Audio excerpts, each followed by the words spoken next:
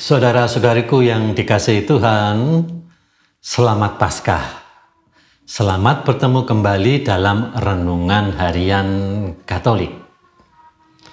Saya ingin mengajak Anda kembali untuk melihat bagaimana Bapak-Bapak gereja kita memberikan kepada kita ajaran yang asli. Pandangan-pandangan yang ortodoksinya dapat kita temukan dalam renungan-renungan mereka, dalam ajaran-ajaran mereka, dalam konteks Injil hari ini. Yaitu dari Injil Matius bab 28 ayat 8 sampai dengan 15. Ringkasnya, Injil hari ini menggambarkan dua peristiwa penting setelah kebangkitan Yesus. Yang pertama yaitu peristiwa para wanita yang bergegas dari makam untuk memberitakan kabar sukacita kebangkitan. Peristiwa yang kedua adalah konspirasi para pemimpin Yahudi untuk menyembunyikan kebenaran kebangkitan. Ini adalah dua peristiwa paradoks. Yang pertama, paradoks kebangkitan yang dipalsukan dengan sebuah konspirasi, paradoks pencurian wafat Yesus. Yang kedua, paradoks kejujuran dan ketulusan, lawan dari kemunafikan dan juga penyesatan. Namun saya ingin mengajak Anda untuk lebih lagi mendalami bagaimana Injil hari ini dipahami oleh Bapak-Bapak gereja. Saya akan mengajak Anda untuk melihat kembali Bapak-Bapak gereja yang kemarin sudah saya kutipkan ajaran-ajaran mereka, yaitu Santo Agustinus, Chrysostomus, Ambrosius, ataupun juga Gregorius Agung. Kita akan melihat yang pertama Santo Agustinus yang hidup tahun 354 sampai dengan 430. Apa yang ia ajarkan berkaitan dengan Injil hari ini? Tentang para wanita yang membawa kabar sukacita, Santo Agustinus berkata kepada kita demikian. Wanita-wanita itu menjadi utusan pertama Injil kebangkitan. Dalam kecepatan dan kegembiraan mereka, mereka mencerminkan jiwa-jiwa yang setia, yang dipanggil untuk membawa terang kebangkitan ke dunia yang gelap. Itulah sebuah perutusan yang sampai hari ini tetap kita jalankan. Kebangkitan diterima dengan sukacita, tetapi itu belum berakhir. Kita diutus untuk memberitakan sukacita kepada dunia yang gelap. Mengapa? Karena Injil kita pertama-tama adalah Injil kebangkitan. Maka kisah sengsara dan kebangkitan dalam keempat Injil beritanya bersama-sama menunjukkan kesamaan, dan memang itulah inti dari iman kita, sengsara, wafat, dan kebangkitan. Mari kita menengok juga ajaran Santo Yohanes Chrysostomus. Ia mendalami bagaimana wanita-wanita itu merespon, menanggapi kebangkitan, yang mengajak kita juga untuk merespon dan menanggapi kebangkitan pada zaman ini. Bagaimana ajaran ataupun pemberian makna yang begitu dalam dari Santo Yohanes Chrysostomus? Dia berkata kepada kita demikian. Wanita-wanita itu pergi dengan ketakutan, tetapi juga dengan sukacita. Suatu tanda dari hati manusia yang masih lemah, tetapi penuh iman. Mereka diberi kehormatan untuk pertama kali melihat Yesus yang bangkit karena kasih mereka yang tulus dan kerinduan mereka kepadanya.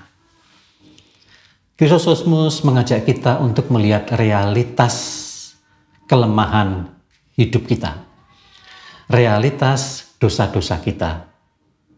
Tetapi juga Krisostos mengajak kita untuk melihat di dalam kelemahan manusia ada iman.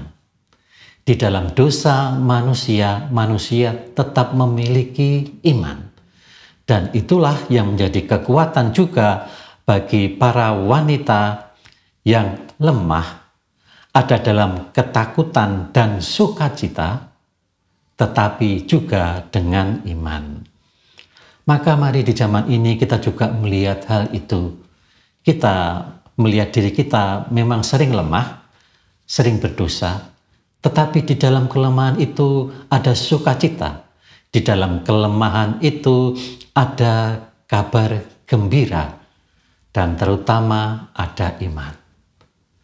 Begitulah Santo Krisostos mengajak kita untuk melihat realitas hidup kita, tetapi juga melihat bagaimana kita diajak untuk selalu optimis dalam iman dan kasih. Bagaimana dengan Santo Ambrosius yang berbicara tentang kebangkitan yang sering diselewengkan maknanya, sering diselewengkan artinya, yang sudah dilakukan sejak peristiwa pertama Yesus bangkit. Dia berkata kepada kita tentang kebangkitan dan konspirasi tentang penyelewengan kebenaran Allah.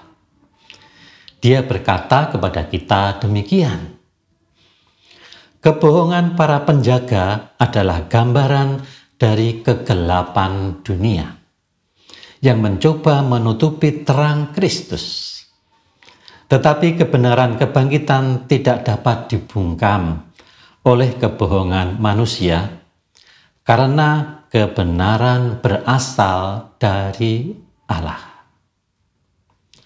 Saudara-saudara, dunia memang penuh dengan intrik, penuh dengan manipulasi, maka tidak mengherankan ada banyak kebenaran yang kemudian ditutupi. Tetapi dalam peristiwa kebangkitan, hal-hal itu tidak akan mampu mencegah kebenaran ilahi. Maka baik kalau saya baca kembali bagaimana Santo Ambrosius memiliki iman tentang Yesus yang bangkit. Kebohongan para penjaga adalah gambaran dari kegelapan dunia yang mencoba menutupi terang Kristus. Tetapi kebenaran kebangkitan tidak dapat dibungkam oleh kebohongan manusia, karena kebenaran berasal dari Allah. Maka kebenaran kebangkitan tak pernah ditanyakan kepada manusia. Bukti-bukti apapun selalu menjadi perdebatan. Tetapi selama 2000 tahun lebih, kebenaran Allah terjaga dengan rapi, terjaga dengan baik, penuh iman dan kasih. Karena apa? Karena kebangkitan adalah kebenaran dari Allah. Mari kita juga melihat ajaran Santo Gregorius Agung, yang sekali lagi tetap tentu berbicara soal kebangkitan. Tetapi kita tahu pandangan bapak-bapak gereja pasti memiliki makna-makna yang berbeda.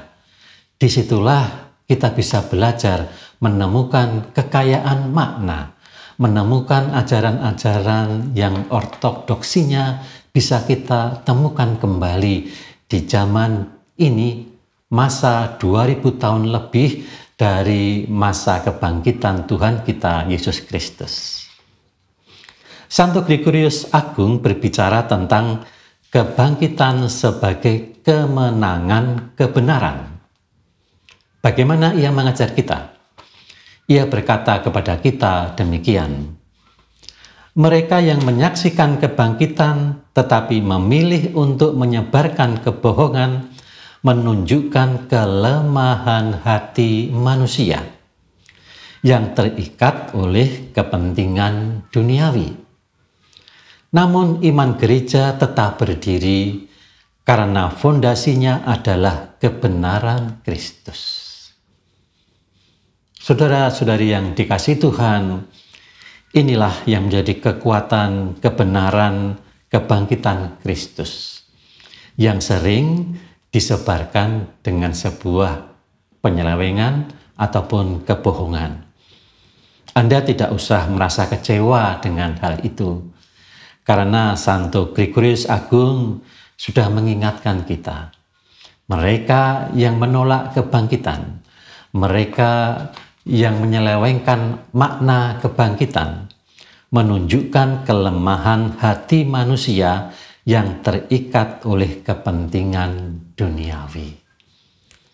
Saudara-saudari yang terkasih, kalau Anda ingin mendalami kembali apa yang tadi saya utarakan tentang kebangkitan dari Santo Agustinus, dari Santo Yohanes Chrysostomus, dari Santo Ambrosius, dan juga dari Santo Gregorius Agung, sekali lagi saya mengajak Anda, apabila Anda ingin merenungkan dan memperoleh kembali kekayaan yang begitu besar lewat ajaran Bapak-Bapak Gereja, putarlah barang 2 kali atau 3 kali video ini.